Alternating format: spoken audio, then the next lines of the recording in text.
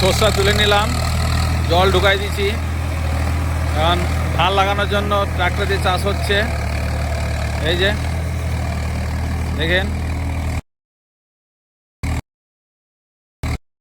জমিতে এসে জল দেওয়া হয়েছিল, এখন জমিতে চাষ হচ্ছে।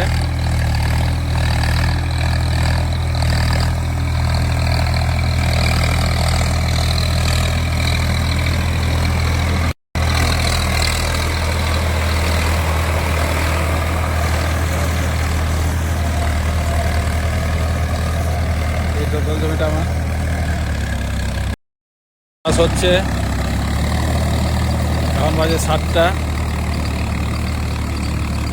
রাত্রি হয়ে গেল চাষ করতে করতে। এখনও অর্ধেক হয়েছে, অর্ধেক এখনও বাকি আছে।